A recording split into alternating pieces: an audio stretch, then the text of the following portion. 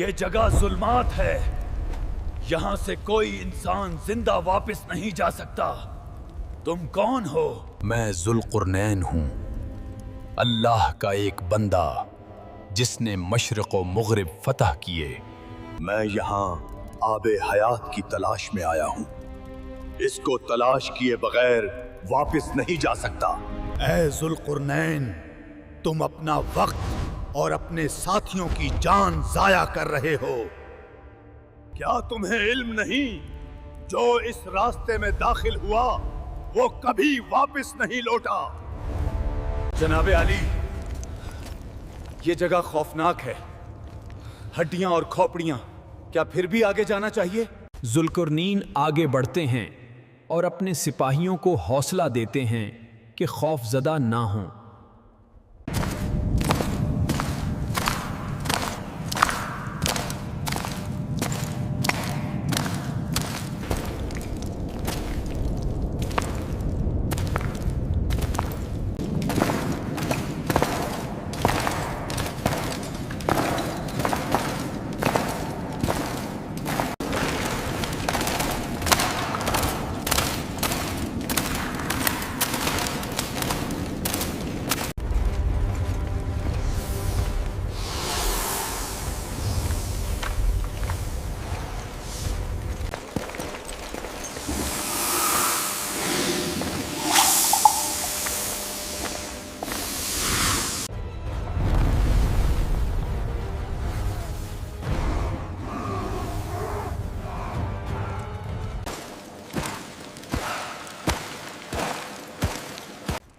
بادشاہ اور اس کے سپاہی آب حیات کی تلاش میں آگے بڑھتے رہے۔ آب حیات کی تلاش کا واقعہ تاریخی کتب میں کچھ یوں ملتا ہے۔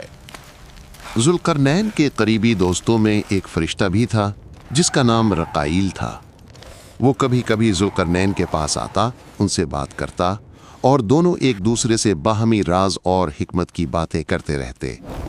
ایک روز دونوں بیٹھے گفتگو کر رہے تھے کہ ذوالقرنین نے پوچھا، رقائیل، اہل آسمان کی عبادت کیسی ہوتی ہے؟ رقائیل نے جواب دیا، اے ذوالقرنین، آسمانوں میں فرشتے ہر لمحہ اپنے رب کی عبادت میں مصروف رہتے ہیں۔ جو فرشتہ قیام میں ہے وہ ہمیشہ قیام میں رہتا ہے، بیٹھتا نہیں۔ جو رکوع میں ہے وہ رکوع ہی میں رہتا ہے، سجدے میں نہیں جاتا۔ اور جو سجدے میں ہے وہ سجدے سے سر نہیں اٹھاتا۔ ہر ایک اپنی مقررہ حالت میں ہمیشہ اللہ کی عبادت کرتا رہتا ہے۔ یہ سن کر ذوالقرنین کی آنکھوں میں آنسو آ گئے۔ وہ بولے، اے رقائیل، کاش میں بھی اتنا طویل عرصہ زندہ رہ پاؤں کہ اپنے پروردگار کی عبادت اس حد تک کر سکوں جو اس کا حق ہے۔ رقائیل نے کہا، اے ذوالقرنین، زمین میں خدا کا ایک چشمہ ہے جسے آب حیات کہا جاتا ہے۔ جو اس کا پانی پی لے اسے موت نہیں آتی، وہ قیامت تک زندہ رہتا ہے۔ ذوالقرنین نے پوچھا، وہ چشمہ کہاں ہے؟ رقائیل نے جواب دیا، میں اس کی جگہ نہیں جانتا، مگر آسمانوں میں یہ بات سنی ہے کہ خدا نے زمین میں ایک انتہائی گہری اور بھیانک تاریکی پیدا کی ہے جسے نہ کبھی کسی انسان نے پار کیا اور نہ کسی جن نے۔ آب حیات اسی ظلمت میں ہے۔ یہ کہہ کر رقائیل واپس آسمانوں کی طرف چلا گیا۔ ذوالقرنین اس مبہم اطلاع پر غمگین ہوئے کہ نہ چشمے کی صحیح جگہ معلوم ہوئی اور نہ ظلمت کی پوری حقیقت۔ چنانچہ انہوں نے اپنے ملک کے علماء اور فقہا کو طلب کیا اور پوچھا کہ آیا کسی آسمانی کتاب میں آب حیات کا ذکر ملتا ہے؟ ایک عالم نے کہا، اے بادشاہ، میں نے آدم علیہ السلام کی کتاب میں پڑھا تھا کہ درختوں اور چشموں کے ناموں میں ایک ایسا چشمہ بھی لکھا ہے جس کا پانی پینے والا مرنے سے محفوظ رہتا ہے جب تک کہ خود خدا سے موت نہ مانگے۔ لیکن وہ چشمہ مشرق کی سمت واقع ایک عظیم تاریکی میں ہے۔ یہ سن کر ذوالقرنین نے لشکر، ساز و سامان اور تجربہ کار لوگوں کی ایک بڑی جماعت تیار کی اور آب حیات کی تلاش میں سفر پر نکل کھڑے ہوئے۔ وہ دریاؤں کو پار کرتے، شہروں سے گزرتے اور پہاڑوں کو عبور کرتے ہوئے بالآخر اس خوفناک تاریکی ظلمت کے مقام تک پہنچ گئے جہاں انسان کا قدم شاید پہلی بار پڑنے والا تھا۔ ذوالقرنین بادشاہ نے ظلمت میں داخل ہونے سے پہلے اپنے لشکر کو 3 حصوں میں تقسیم کر دیا تھا۔ سب سے آگے 2000 سپاہیوں پر مشتمل لشکر تھا جس کی قیادت حضرت خضر علیہ السلام کر رہے تھے۔ انہیں حکم دیا گیا کہ وہ سب سے پہلے ظلمت میں داخل ہوں اور راستہ دکھاتے ہوئے آگے بڑھیں۔ ان کے پیچھے 4000 سپاہیوں پر مشتمل دوسرا لشکر تھا جس کی سربراہی خود ذوالقرنین کر رہے تھے۔ تیسرے لشکر کو اس مقام پر 12 سال تک انتظار کرنے کا حکم دیا گیا۔ اگر اس مدت کے دوران پہلے 2 لشکروں کی کوئی خبر نہ ملتی تو انہیں سمجھ لینا تھا کہ وہاں سے کوئی زندہ واپس نہیں آیا، پھر وہ اپنے علاقے کو لوٹ جائیں۔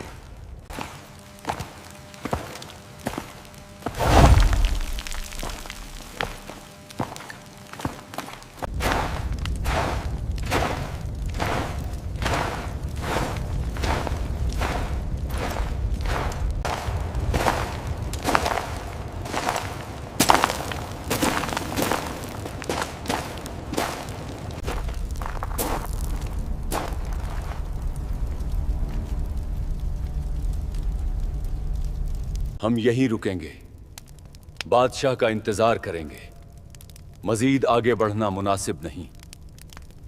جب بادشاہ پہنچ جائیں پھر آگے جانے کا فیصلہ کریں گے، ابھی سب آرام کریں۔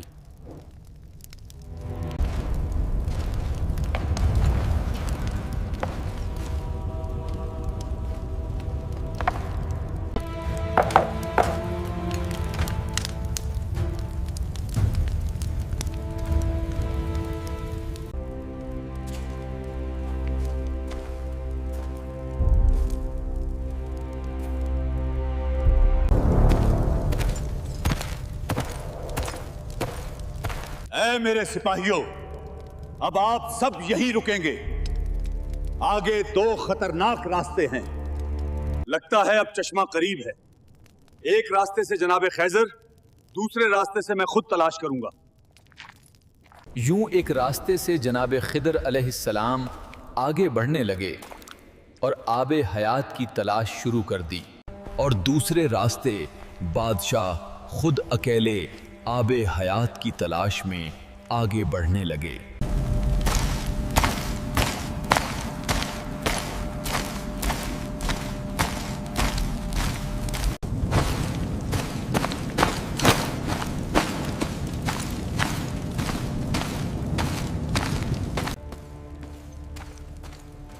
راستہ اب پہلے سے بھی زیادہ تنگ اور خوفناک ہو چکا تھا، مگر حضرت ذوالقرنین آگے بڑھتے رہے۔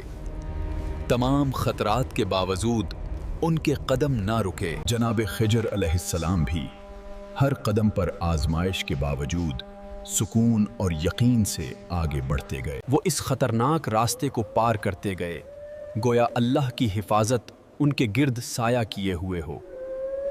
بالآخر ان کے سامنے ایک نورانی چشمہ ظاہر ہوا۔ یوں انہوں نے اس نورانی چشمے سے پانی بھی پیا اور اس کے پاکیزہ پانی سے غسل بھی کیا۔ کہا جاتا ہے کہ اس آب حیات کی برکت سے جناب خیزر علیہ السلام آج بھی زندہ ہیں۔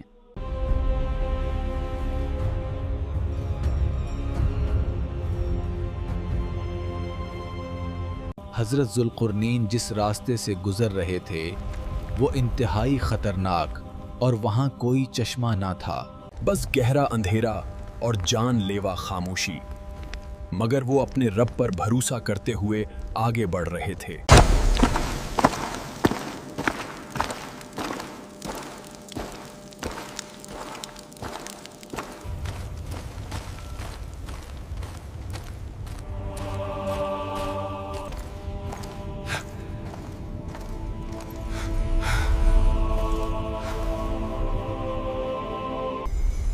تم کون ہو؟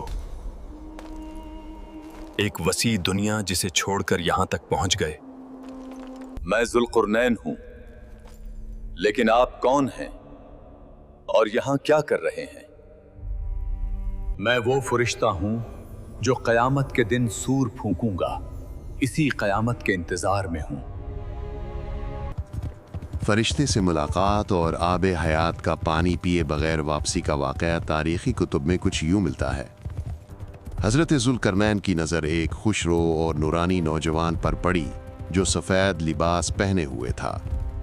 वो इंसान की शक्ल का एक मर्द था। सर आसमान की तरफ उठाए आसमान को देख रहा था और हाथ अपने मुंह पर रखे खड़ा था। जब उसने जुल्करनैन के कदमों की आहट सुनी तो पूछा, कौन है? जुल्करनैन ने कहा, मैं जुल्करनैन हूँ। उसने कहा, ए जुल्करनैन, क्या वो कुशादा दुनिया जिसे छोड़कर तुम यहाँ आए, क्या वो तुम्हारे लिए काफी ना थी कि तुम उस मकाम तक पहुंच गए? जुल्करनैन ने पूछा, तुमने अपना हाथ मुंह पर क्यों रखा हुआ है? उसने जवाब दिया, ए जुल्करनैन, मैं ही सूअर फूंकने वाला हूं और कयामत करीब है। मैं खुदा के हुक्म का इंतजार कर रहा हूं कि जब हुक्म मिलेगा तो मैं सूर फूंक दूंगा। फिर उसने अपना हाथ बढ़ाया और पत्थर जैसी कोई चीज जुल्करनैन की तरफ फेंकी और कहा, ए जुल्करनैन, उसे ले लो। जब उसको भूख लगेगी तो तुम्हें भी भूख लगेगी और जब ये सैर होगा तो तुम भी सैर हो जाओगे। अब वापस चले जाओ। जुल्करनैन ने वो पत्थर उठा लिया और अपने साथियों के पास वापस आए। जो कुछ मुशाहिदा किया था वो बयान किया और पत्थर भी दिखाया। फिर कहा, उसके वजन के बारे में मुझे बताओ। तराजू लाया गया। एक पल्ले में उस पत्थर को रखा गया और दूसरे पल्ले में वैसा ही एक आम पत्थर। तराजू उठाया गया तो वो पत्थर फिर भी वजनी निकला। दूसरा पत्थर बढ़ाया गया मगर वो एक ही पत्थर बराबर ना हुआ। यहां तक कि 1000 पत्थर एक पल्ले में रखे गए मगर दूसरे पल्ले में रखा वो एक ही पत्थर फिर भी ज्यादा वजनी रहा। लोगों ने कहा, ए बादशाह, इस पत्थर का मामला हमारी समझ से बाहर है। हजरत खिज़र अलैहिस्सलाम ने कहा, ए बादशाह, आप इन लोगों से इस चीज का इल्म पूछ रहे हैं जिसका इल्म उनके पास नहीं है। इस पत्थर की हकीकत में जानता हूं। जुल्करनैन ने कहा, तू मुझे इसकी हकीकत बताओ। खिज़र ने तराजू उठाया। जुल्करनैन वाला पत्थर एक पल्ले में रखा और दूसरे पल्ले में वैसा ही पत्थर रखा। फिर उस पत्थर पर एक मुट्ठी खाक डाल दी। इस खाक के पड़ते ही दोनों पलड़े बराबर हो गए। ये देखकर सब लोग हैरान रह गए और सजदे में गिर पड़े। लोगों ने अर्ज किया, ये क्या बात हुई? हमने 1000 पत्थर एक पल्ले में रखे मगर ये एक पत्थर फिर भी वजनी रहा और आपने इस पर सिर्फ एक मुट्ठी खाक डाली तो दोनों बराबर हो गए। जुल्करनैन ने कहा, ए खिज़र, इस पत्थर की हकीकत बयान करो। खिज़र ने कहा, ए बादशाह, साहिब सूअर ने यह पत्थर आपके लिए मिसाल के तौर पर दिया है। इसका मतलब यह है कि फर्जंदानी आदम की मिसाल भी इसी पत्थर जैसी है। 1000 नेमतें मिल जाएं, 1000 ख्वाहिशें पूरी हो जाएं, तब भी इंसान की ख्वाहिशें बाकी रहती हैं, वो सैर नहीं होता। जब इस पर मिट्टी डाल दी जाती है यानी कब्र में पहुंच जाता है तब ही उसकी ख्वाहिशें खत्म होती हैं। ए बादशाह, आपकी मिसाल भी ऐसी ही है। अल्लाह ने जो बादशाही आपको अता की वो जाहिर है मगर आप राजी न हुए और उस मकाम तक आ गए जहां इंसानों और जिन्नात में से कोई नहीं पहुंचा। इंसान की हालत यही है, सैर नहीं होता जब तक उस पर खाक न डाल दी जाए। ये सुनकर जुल्करनैन बहुत रोए और कहा, ए खिज़र, तुमने सच कहा, ये मिसाल मेरे ही लिए थी। जब मैं इस सफर से वापस जाऊंगा तो फिर किसी शहर की तरफ कस्त न करूंगा।